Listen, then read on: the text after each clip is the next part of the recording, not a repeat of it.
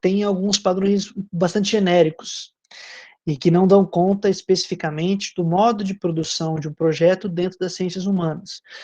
Então você vai ter muitos termos ou estruturas que dialogam com outras ciências, normalmente baseado em outras ciências, em outras metodologias, e que quando a gente vai trabalhar ou transpor para o nosso projeto de pesquisa nas ciências sociais, em humanidades, tem alguns empecilhos aí que dão uma travada, tá bom?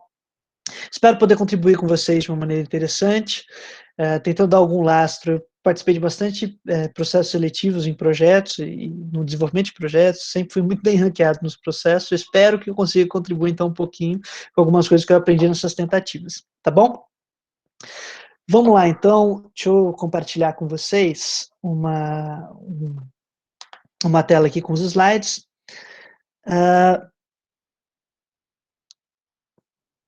Aqui. Assim que vocês conseguirem ver, se puder, quem tiver com a câmera aberta aqui, dá um okzinho, para mim fica mais sossegado, para saber que está todo mundo conseguindo enxergar o que está acontecendo. Já botei para compartilhar, então vamos ver se aparece aqui. Abriu. Foi? Foi. Como ingressar no mestrado. Excelente, obrigado. Vamos lá então. Só um pedido.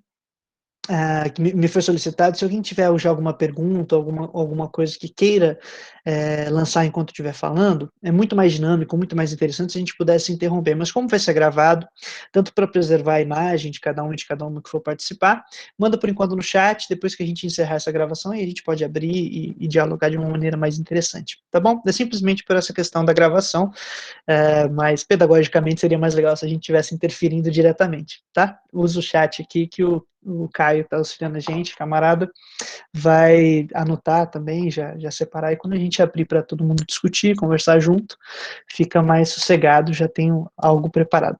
Todo mundo está conseguindo ler bem a tela? Foi só um okzinho com a mão assim? Então, beleza. Bom, a nossa ideia de trabalhar com uma elaboração de projeto de pesquisa não vai ser, então, qual é o formato do projeto de pesquisa, e sim como a gente vai produzir um conteúdo para o projeto, tá bom?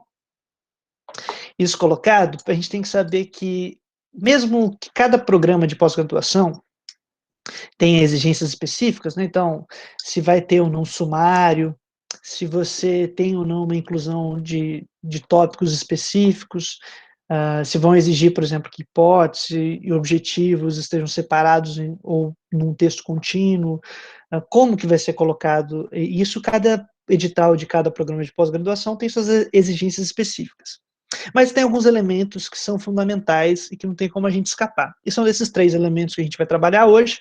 Amanhã serão, amanhã não, perdão, na segunda-feira, dia 23, outros 3 elementos. E esses são a delimitação e explicitação do problema de pesquisa, né, como que a gente vai delimitar ele, deixar ele claro para ser apresentado, a determinação do objetivo geral e dos objetivos específicos, e aí aqui tem uma adjetivação desses objetivos específicos em geral, que é o factíveis, mas a gente vai discutir isso. Mas eu preferi já colocar esse adjetivo para ir entrando na nossa cabeça enquanto a gente conversa, a ideia de que o objetivo precisa ser factível, mas a gente já discute o que significa isso.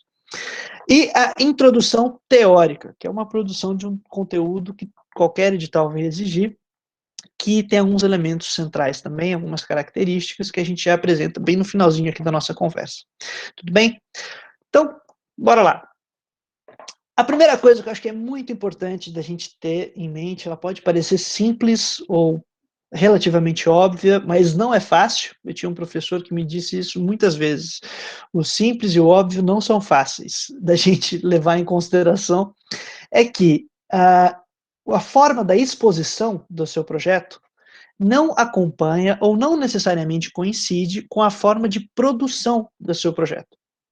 Então, enquanto você pesquisa, tem dinâmicas muito específicas do seu trabalho.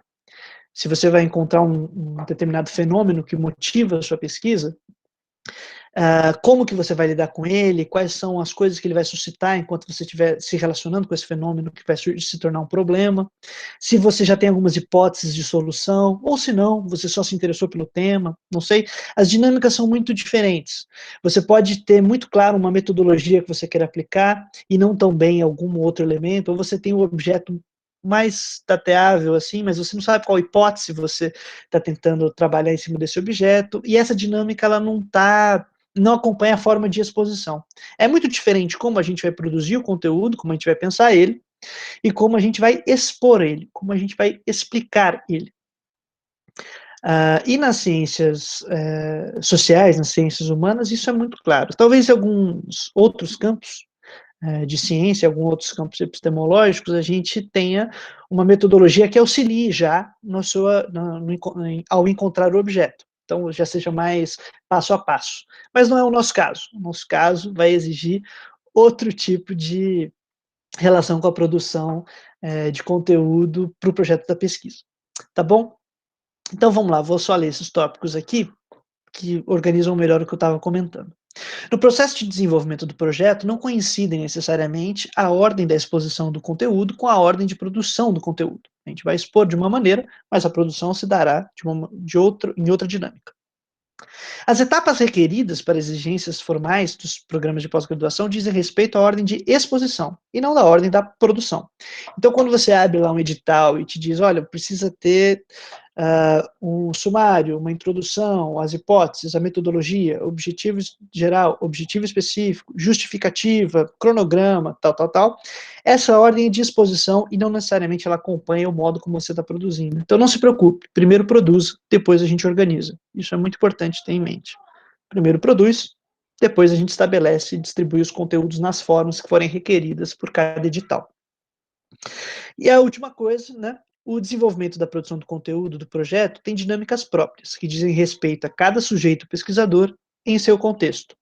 E sobre isso não há uma regra muito clara. Na verdade, o que vai te orientar nesse processo de produção é a sua relação com o seu objeto de pesquisa, com o problema que você está enfrentando, com os recursos que você dispõe. Certo?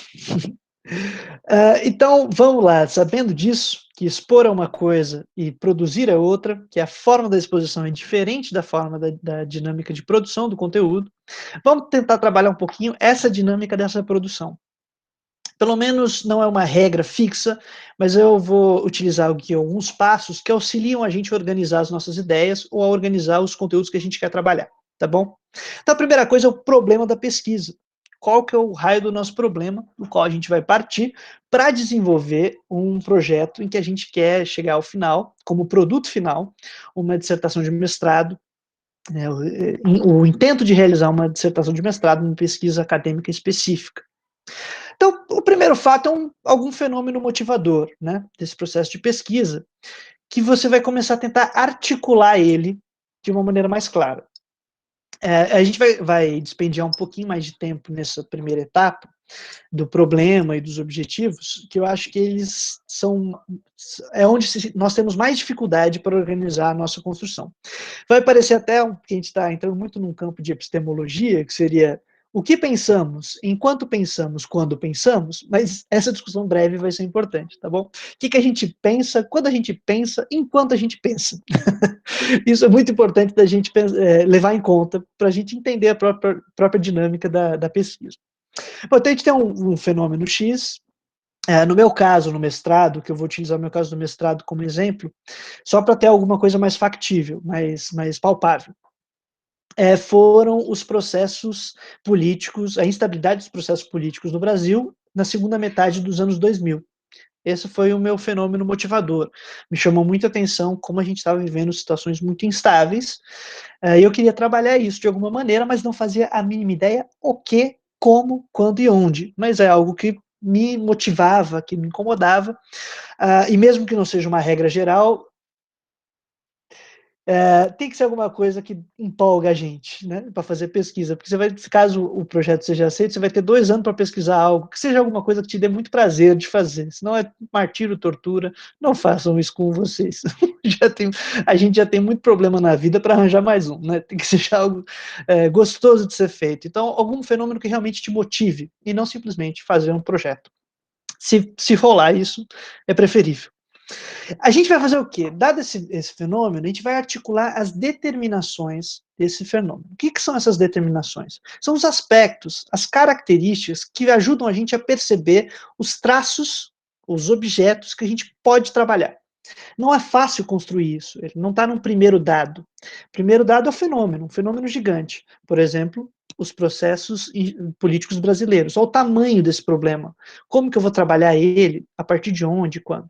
Então, tem algumas perguntas que estão colocadas aqui no slide que ajudam a gente a trabalhar a articular essas determinações. Então, a primeira coisa, qual que é o problema motivador? Tenha ele bem claro. O problema é tal. Então, o fenômeno que saltou aos meus olhos é esse. Escreva ele ou tenha ele numa frase que te ajude a visualizar mais ou menos o que você quer fazer. Nesse sentido, quais os campos teóricos ou disciplinares que te oferecem mais recursos para trabalhar o problema? Tem problemas que não, no campo da filosofia talvez eu seja limitado para tratar, mas no campo da ciência política eu tenho maior possibilidade.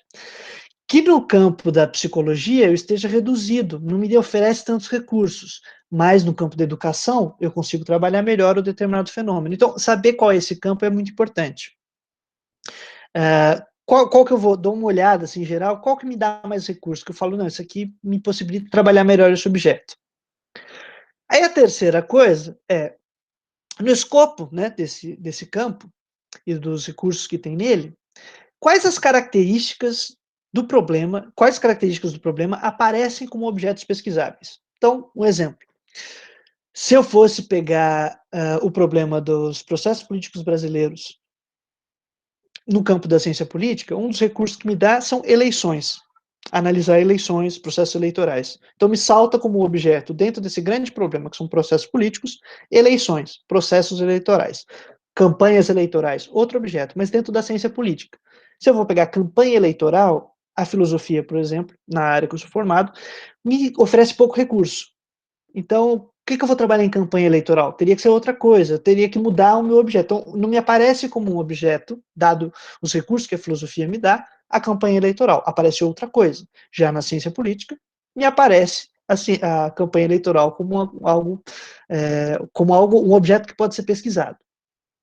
Então, quer dizer, recuperando, né? Dado o problema, escolhido um campo, dentro dos recursos que esse campo me dá, quais objetos se tornam mais palpáveis, quais coisas ficam mais fáceis de eu trabalhar.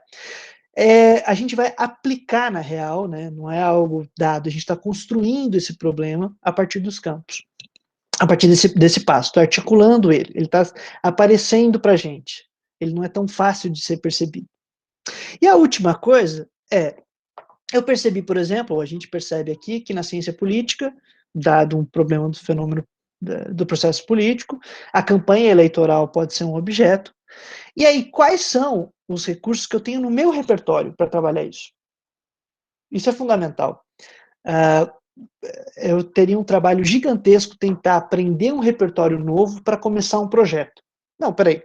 Eu tenho recursos no meu repertório aqui, no meu repertório teórico que eu adquiri até hoje, capazes de trabalhar dentro desse campo com esse objeto, agora a gente começa a construir propriamente o nosso objeto de pesquisa, certo? Então são esses elementos principais. O campo, os recursos que esse campo tem, como esse problema aparece dentro dele, e aí, o meu repertório adquirido, quando eu encontrar com isso daí, o que surge? Então, tem um slide de exemplo, que é o próximo aqui, que é da minha pesquisa, para usar aqui como um estudo de caso nosso, tá? Tem vários problemas aqui no processo, ela não é uma pesquisa perfeita de maneira alguma, mas pelo menos serve para a gente de estudo de caso. Então, meu fenômeno motivador, quando fui fazer o meu mestrado, era a instabilidade dos processos políticos brasileiros a partir da segunda década dos anos 2000. Então, ele era gigantesco. Né? Tem data, tem lugar, tem instituição, tem teoria. Bom, é muita coisa inviável de eu tentar trabalhar ele num projeto de mestrado. Eu poderia escolher muitos campos, eu poderia pegar o campo da história e aí começar a comparar os processos históricos que tornaram possível, por exemplo, a estabilidade dos processos políticos no Brasil nos anos 2000, o que veio caminhando, mas isso no campo da história. Eu não tenho muita familiaridade, nem conseguiria trabalhar tão bem. No campo da ciência política, eu já dei o exemplo lá da campanha eleitoral, ou da sociologia, para ver como são as relações entre os eleitores, não sei, ou as mudanças que você tem nos movimentos sociais, qual tipo de recurso a gente tem para trabalhar aí. Aí a filosofia, que foi o que eu escolhi, então, como um dos campos possíveis, me dá alguns objetos. Então vamos lá. Campo teórico da filosofia, o que eu poderia fazer? Eu poderia fazer uma revisão crítica dos sistemas, das categorias e conceitos de diferentes teorias políticas. Então, do problema do fenômeno motivador, que era a instabilidade dos processos políticos brasileiros, eu fui para um campo da filosofia para analisar esse problema, e aí o que me apareceu que eu poderia fazer, dado o campo da filosofia, é analisar a teoria política, os sistemas, as categorias e os conceitos, por exemplo. Analisar uma teoria política. Eu posso analisar uma teoria política para depois voltar para esse problema, sem, é, sem grandes crises. E aí, quais são os. Dado esse recurso que a filosofia me dá, o que eu posso tirar como característica objeto? As categorias de análise e interpretação, elas que vão se tornar meu objeto propriamente dito. Eu vou ver as categorias para análise e interpretação dos processos políticos. Não sei se vocês conseguem perceber, mas aquilo que era um fenômeno motivador, contém os processos políticos, quando chega aqui, passado pelo campo teórico, e os recursos que esse campo me dá, vou trabalhar, na verdade, as categorias que podem me ajudar a interpretar os processos políticos. É um passo a passo relativamente intenso, mas que a gente vai construindo, então, devagar esse objeto. Só que as categorias também é algo muito amplo. O que eu tenho como repertório adquirido para poder tratar desse objeto bruto aí, que são as categorias de interpretação para análise dos processos, no caso aqui de exemplo? Eu tinha algumas teorias, algumas linhas de pesquisa, né? Então, pragmatismo, relações entre ética e política, teoria da institucionalidade e filosofia latino-americana de libertação. Foi essa que eu escolhi. Do repertório que eu tinha, eu achei que o mais apropriado seria esse, e falei, eu vou olhar as categorias do processo de interpretação de processo político por meio da filosofia latino-americana. Pronto. Esse vai ser o meu grande objeto de estudo. O problemão que eu tenho é as categorias da filosofia latino-americana para entender processos políticos. Reduziu bastante, não sei se vocês conseguem perceber, de um grande problema, que são todos os processos políticos de um determinado tempo, com suas instituições, tal, reduzir bem para um escopo teórico mais estrito. Certo? Vamos lá. O que a gente fez nisso? A gente abstraiu, abstrair significa, nesse caso, separar, a gente separou de um grande problema que motiva a gente, algo bem especializado. Então, dadas as características, né, dessas características objetos que a gente abstraiu, no caso as categorias do pensar, mas essas coisas que a gente selecionou a partir do campo e dos recursos, a gente pode agora investir sobre elas, aí é um papel muito criativo, investir sobre elas o repertório que a gente tem. E aí a articulação entre a teoria disponível, né, isso que a gente tem, com o material que a gente colheu, abre o caminho para construir o objeto específico da nossa pesquisa. Aí é onde a gente vai começando a tratar o que eu sei com o que está aqui na minha frente. E a gente constrói um conteúdo próprio, peculiar, que é talvez uma das coisas mais importantes para um projeto de pesquisa, porque ele vai ser a pedra de toque para tudo, né? Então, para eu saber qual método eu vou utilizar para minha pesquisa, depende do objeto que eu tenho. Para eu tentar imaginar quanto tempo eu preciso para fazer minha pesquisa, depende do objeto que eu tenho. Para eu imaginar quais hipóteses, depende do objeto que eu tenho. Então, não sei se vocês conseguem ver que é muito central esse papel do objeto específico aqui da pesquisa. Bom, vamos lá. O último tópico aqui, inclusive, é sobre isso, né? Desculpa. A articulação entre a teoria disponível e o material colhido no processo abre caminho para a construção do objeto específico da pesquisa e o desenvolvimento das hipóteses iniciais. O objeto pesquisado será a pedra de toque para a construção de todos os elementos do projeto. A introdução teórica, as hipóteses, o objetivo geral e específico, metodologia, cronograma e tudo mais. Então, esse processo da construção do objeto ele é bastante importante. Inclusive, acho que é onde vai gerar bastante dúvida de tudo que eu comentei até agora, porque é muita informação, eu sei, mas a gente não está presencial e o tempo ainda é reduzido, tá? É uma experiência muito estranha essa distância, como vocês bem sabem, como professoras e professores, as complicações que a gente tem nesses, né, dados esses meios disponíveis, né? Mas ainda bem que vai ficar gravado, depois a gente ouve, e também vai ter contatos distribuídos para a gente poder discutir por mais tempo posteriormente. Então, vou dar um exemplo desse processo todo, né, que é mais uma etapa de articular o repertório que eu tenho com o objeto que a gente estava construindo ali de maneira mais bruta. Então, o resultado que a gente tinha de características, objetos abstraídos, separados, depois de todo aquele processo de pensamento ali que a gente fez, são as categorias para análise e interpretação dos processos políticos. Então, esse é o meu objeto mais bruto. E aí eu pego o repertório adquirido que eu tinha, que eu selecionei como filosofia latino-americana de libertação, e aplico, né, para entender quais são as categorias para análise e interpretação dos processos políticos. Eu vou coincidir essas duas coisas, o meu objeto e o repertório que eu tenho, de uma maneira que dê para construir algo distinto, algo novo, uma interpretação peculiar. Então, a partir, por exemplo, da filosofia latino-americana, eu fui ver quem é o autor que tem como referência. Henrique Dussel é o principal autor. Quais são as categorias centrais, já que categoria é o meu objeto? É poder, potente, apotestas, que pouco caso importa aqui pra gente. E os temas mais recorrentes nessa área, nesse campo que eu estou selecionando, são fundamento da corrupção, crítica da teoria política clássica e moderna e teoria do fetichismo. Então, quando eu percebi que dentro do meu repertório são esses os temas que eu tenho, isso que eu posso trabalhar, já sei. Qual vai ser a articulação que eu vou fazer entre o meu repertório e o objeto bruto ali que eu tinha construído. Vai ser analisar o fundamento da corrupção nas instituições políticas a partir das categorias desenvolvidas na produção teórica do Dussel. Ou seja, eu tenho aqui um escopo teórico, eu selecionei como objeto, no caso aqui, as categorias de interpretação, e eu arranjei, por tabela, um grande tema, que se tornou meu objeto específico, que era o fundamento da corrupção.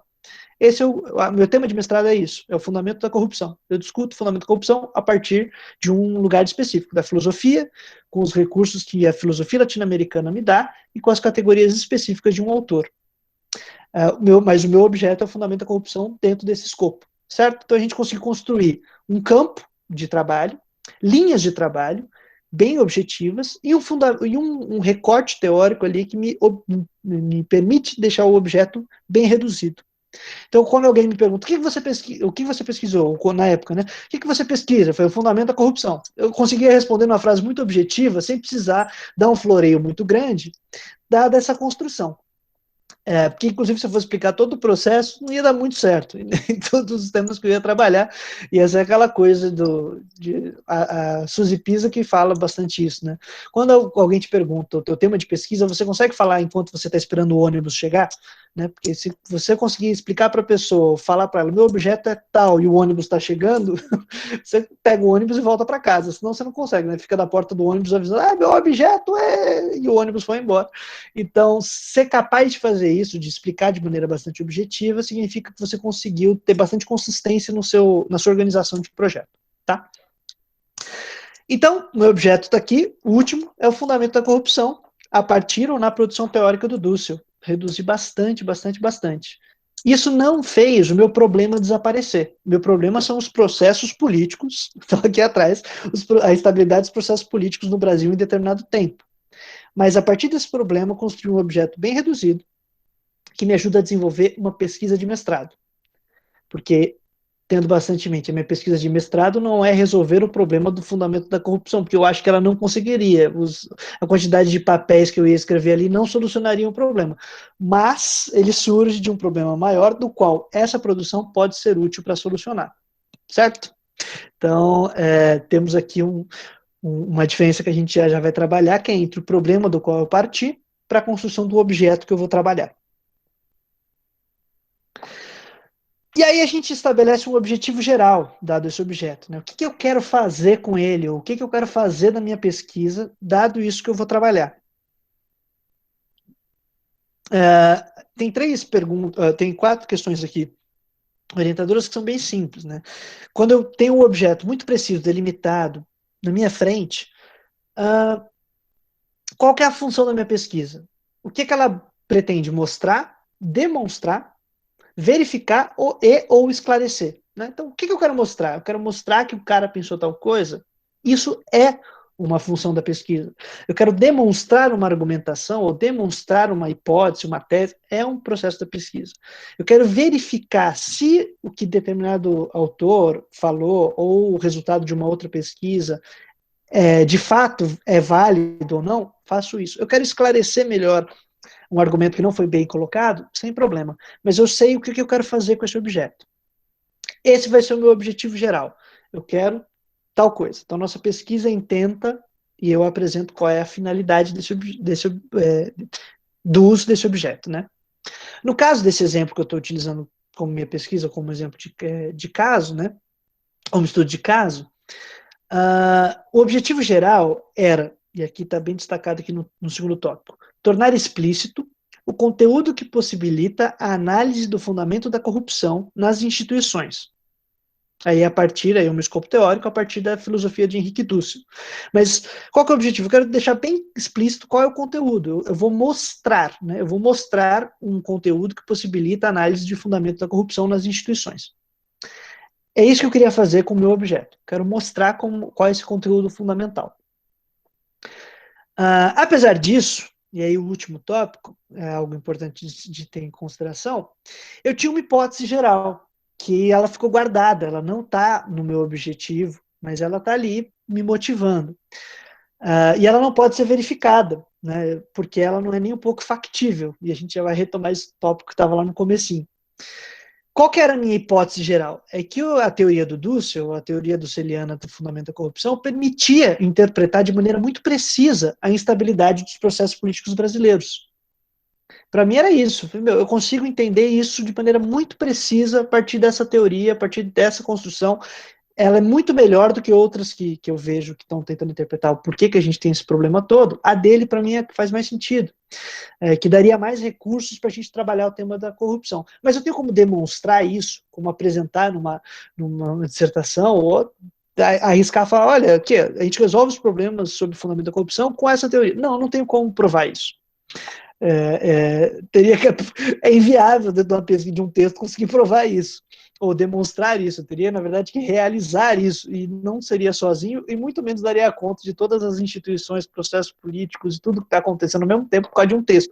Mas é uma hipótese geral que eu tenho, mas ela não é factível no meu projeto. Ela se mantém me motivando, mas ela não vai aparecer aqui no texto.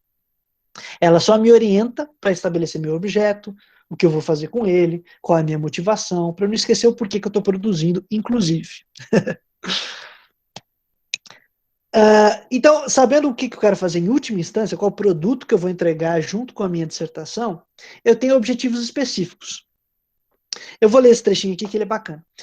Estipulado que a pesquisa busca mostrar, demonstrar, verificar ou esclarecer, né, o que a gente vai fazer, dado isso bem claro, decorrem-se metas secundárias, conectadas com os passos que se pretende realizar no processo de pesquisa.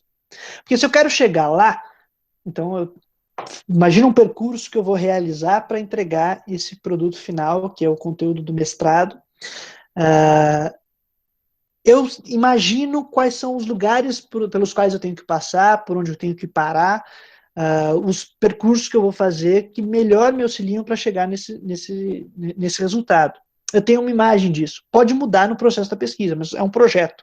Então já diz, né? Eu estou projetando, eu estou jogando para frente para imaginar o que eu vou fazer. Esse passo a passo para chegar lá, que você vai começar a imaginar a partir de onde você quer chegar, cada etapa que você considerar necessária vai te permitir pensar num objetivo específico. Então eu preciso realizar tal coisa para chegar lá. E depois eu preciso disso aqui para chegar lá. E você vai catar, ponto a ponto. E aí, nesse momento, as variáveis são gigantescas. Então, um mesmo projeto, com o mesmo objeto, com uma mesma temática, no mesmo campo, pode ter objetivos específicos muito diferentes, porque depende de como você está desenvolvendo o caminho para chegar nesse resultado. Então, esses objetivos específicos eu nem coloquei como exemplo, porque tinham muitos no processo do passo a passo que eu tinha imaginado, e que poderiam ser muitos outros. Então, na verdade, é algo que vai depender muito de como que você vai imaginar chegar no seu objetivo final. Isso é uma dinâmica muito própria. Então, o tópico 2 aqui, esses objetivos vão desde a sistematização de conceitos, por exemplo, a descrição de determinados fenômenos, se é necessário você descrever alguma coisa, o uso de certos conteúdos como estudos de casos específicos, sei lá, se você vai realizar uma entrevista, se você vai fazer uma etnografia, qual que vai ser o passo a passo que você vai achar necessário nesse processo, te dá determinados objetivos específicos, até a metodologia que você for usar, certo? A crítica do uso de conceitos por algumas correntes, tradições teóricas, uma crítica de alguma coisa pode ser um objetivo específico, que você fala, eu preciso criticar isso aqui, senão eu não consigo avançar, sem problema. Então, cada etapa vai se tornar um objetivo específico, te permite criar objetivos específicos. Tá bom? Eles indicam, na verdade, muito mais o seu passo a passo. O objetivo geral, ele é o teu orientador, e os objetivos específicos é você dizendo mais ou menos para onde você quer ir. Eles vão alterar no percurso da pesquisa, mas para o projeto é uma indicação. Ó, eu acho que eu vou para lá, para cá, para cá, para cá, e os objetivos que eu quero atingir me ajudam a desenhar esse mapa. Então, em síntese, né, trata-se, os objetivos específicos tratam-se de referências às realizações parciais necessárias para o desenvolvimento da pesquisa. Então, cada ato que você imagina que é necessário realizar, parcialmente para chegar no seu objetivo final, ele se torna um objetivo específico. Certo? É ruim dizer o certo, porque eu sei que não dá para responder nesse momento, mas daqui a pouco a gente conversa. Aqui é algo que a gente está indicando desde o começo, que é muito importante mesmo. Pode parecer óbvio, mas não é. Os objetivos, eles precisam ser factíveis. Eles precisam ser realizáveis. Eles têm que ser algo que você tem consciência de que isso aqui é possível fazer. E não é tão simples imaginar o que a gente consegue ou não consegue fazer. Isso é uma coisa muito cuidadosa. Então, o primeiro tópico aqui desse momento é necessário que se saibam os limites da pesquisa. Então, tanto sua forma quanto em seu conteúdo. Uma pesquisa que tem como produto final uma dissertação de mestrado já tem no seu ponto de partida dadas as limitações formais. Ou seja, se é uma dissertação de mestrado, ela não vai conter uma tese muito peculiar e difícil de ser demonstrada, porque eu tenho um tempo reduzido, são 2 anos, majoritariamente nos programas, eu tenho uma determinada carga de disciplinas que eu vou ter que cumprir, que diminui meu tempo de pesquisa nesses 2 anos. Eu ainda preciso melhorar os meus recursos teóricos, então vai depender muito de estudo, de algumas metodologias que eu vou aplicar. Isso também reduz um pouco as minhas possibilidades de trabalho. E, por fim, no geral, os programas de pós-graduação, junto com os orientadores, dão mais ou menos para a gente os caminhos de limite de quantidade de capítulos, de mais ou menos o quanto você precisa se preocupar em avançar ou parar, né? Não dá para você fazer uma dissertação de mestrado de 350 páginas, inviável. Não pode se lançar algo tão pesado em 2 anos, por exemplo. Né? Então, as formas da dissertação, elas já reduzem um pouco os objetivos que eu devo almejar. Né? Então, eu tenho que conseguir fazer isso. O que não significa que a pesquisa ela se torna menos densa, menos importante, ou, sei lá, não, é uma questão de limitação formal mesmo, do processo produtivo, faz parte desse processo. Outra coisa, né, o terceiro fator, o tempo requerido para o desenvolvimento da pesquisa é outro limitador. Então, se eu tenho um objetivo, ou estava imaginando chegar num determinado lugar, que é requerer um tempo muito grande, uma entrevista, por exemplo, eu tenho no meu projeto de pesquisa a ideia de fazer entrevistas. Entrevistas requerem muito tempo. o processo da entrevista, a solicitação para comitê de pesquisa, de ética e pesquisa, para aceitar que essas entrevistas possam ser feitas, o sigilo, montar o esquema de sigilo das pessoas, montar os formulários de aceitação e proteção dos nomes de quem for participar dessa entrevista. Depois, se for uma entrevista gravada, né, em áudio ou vídeo, redigir para o texto, seja toda a entrevista ou parte. Quer dizer, isso requer muito tempo. Então, os meus objetivos, eles precisam ser reduzidos, porque eu vou gastar muito tempo nesse tipo de processo. Tá bom? Então, tempo é algo muito importante de levar em consideração na hora de imaginar um projeto de mestrado. E, por fim, né, mesmo que o problema percebido a partir de determinado fenômeno motivador abra uma hipótese de pesquisa ampla. Então, no meu caso, trabalhar os processos, a instabilidade dos processos políticos no Brasil depois dos anos de 2010. É gigante, é uma hipótese que eu mantenho, ela me dá um conteúdo, um horizonte infinito, né? Ou infinito, porque é muita coisa, me abre um campo. Eu não vou tratar disso no meu mestrado, ele não cabe. Mas, ao mesmo tempo, esse horizonte, que é essa coisa grande que me motiva a trabalhar, sem ela eu não teria percebido o meu objeto de pesquisa. Então eu dependo dela, eu não vou abandonar. Ela está sempre presente no meu processo. Eu só perceberia as categorias para análise e interpretação do fundamento da corrupção a partir da filosofia do Dussel como um objeto de pesquisa, dada a preocupação com esses processos políticos. Então eles se mantêm no meu trabalho, mas eles não vão coincidir com o meu trabalho. Então, o meu problema de pesquisa que me permitiu um objeto não coincide com a realização do produto final do mestrado. Não é a mesma coisa. Uma coisa é o meu produto, o meu problema, o fenômeno motivador que cria um problema que eu quero trabalhar. Outra, o que eu vou realizar na minha pesquisa, que é possível realizar dentro desse problema na minha pesquisa. Então, mesmo que abra uma hipótese de pesquisa ampla como horizonte a partir do qual é possível empenhar o trabalho científico, né? Sem isso eu não conseguiria começar meu trabalho científico, esse horizonte não pode ser confundido com os resultados possíveis do processo de investigação.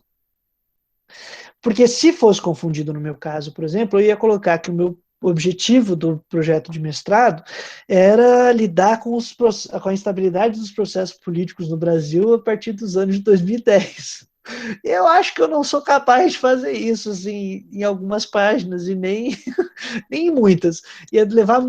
Vai levar muito tempo para conseguir dar conta de coisas muito específicas. Eu continuo no trabalho, vou continuar fazendo esse tipo de pesquisa, mas não coincide com o que eu vou realizar no mestrado.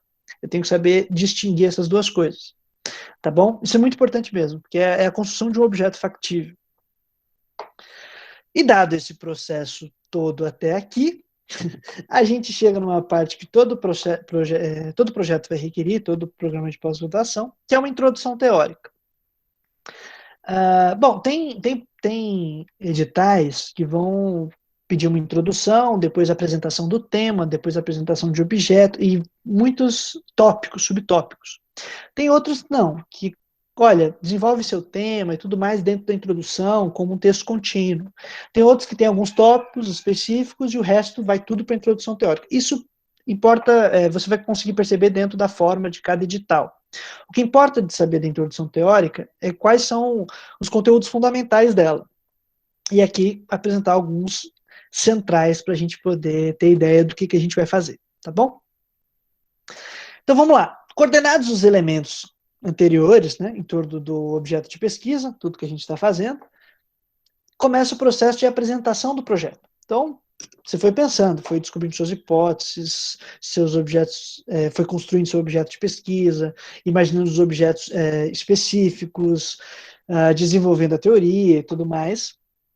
Isso te construiu uma determinada, um conteúdo central, que é o que a gente está trabalhando aqui. Agora a gente vai apresentar ele de maneira estruturada. Então, agora já não é mais só a coleta e a construção desses elementos. Agora eu vou organizar eles em forma de um texto contínuo, coerente e coeso. Isso é muito importante saber bem. Assim, eu vou fazer de maneira contínua, precisa ser coerente e coeso, tá certinho. Normalmente em linguagem impessoal, mas tem mudado bastante isso. Então, tem muitos avaliadores e programas que já não são tão fixados nessa exigência de linguagem impessoal. Mas, no geral, é isso que é exigido, tá bom? Depende aí, acho que os próprios editais vão dar uma dica. Mas vamos lá, os elementos fundamentais que você precisa ter nessa introdução é a apresentação do tema pesquisado, né? Então, vou trabalhar dentro da filosofia a política, dentro da filosofia ética, estética, eu vou trabalhar os determinados processos, eu vou trabalhar a educação infantil, a educação no ensino médio, eu vou trabalhar a passagem do ensino médio para a educação superior, não sei, quais são os temas que estão ali presentes, que vão ser apresentados, que tocam o que vai ser apresentado no projeto. E quando você apresentar esse tema, né, o seu problema, como que você está, por onde você está imaginando caminhar para desenvolver a sua pesquisa, você tem que mostrar que você tem um conhecimento qualificado desse tema. Isso vai depender de algo que vai ser falado na segunda-feira, mas a gente já adianta aqui, que é do seu processo de buscar referências bibliográficas qualificadas. Quem são os autores mais especializados do tema, ou quais são as correntes que são mais trabalhadas, quais são as tradições, mesmo que você não vá seguir, por exemplo, por uma determinada teoria consagrada, você vai ir por uma teoria alternativa, você fala, eu sei que existe essa teoria, mas não é por aí que nós vamos, apresentar minimamente as coisas gerais, o mais recorrente, que é o mais fácil de achar, inclusive, que são a maior quantidade de materiais produzidos a respeito de determinado tema, são mais simples da gente encontrar. Mas é você mostrar que você tem conhecimento disso, de uma bibliografia qualificada, de boas referências, sabe de pesquisas, caso tenha tido uma pesquisa que já trabalhou o objeto que você está trabalhando, indicar a pesquisa, se não no corpo do texto, ao menos em nota de rodapé, para você falar, olha, para verificar esse tema, tem tal, tais autores, tal livro, tais pessoas já pesquisaram. Eu utilizo muito nota de rodapé, mas é uma questão muito pessoal, então por isso que eu dei a ideia, né, porque alivia um pouco o texto, mas você demonstrar que você sabe, tem conhecimento qualificado do tema, tá bom? Isso é muito importante. E aí sim, na introdução, você explica e explicita o teu objeto de pesquisa de maneira bem delimitada. Então, dado esse tema, no nosso campo, sabendo que existem essas teorias, sabendo que existe isso daqui, eu vou trabalhar, e aí, objetivamente, o que foi construído, o que a gente trabalhou como construção até agora. É isso daqui. E aí você apresenta numa frase curta, objetiva, clara, esse é o meu objeto. É importante para o avaliador saber o que você quer trabalhar. Então, estou pensando nisso numa estrutura muito formal mesmo.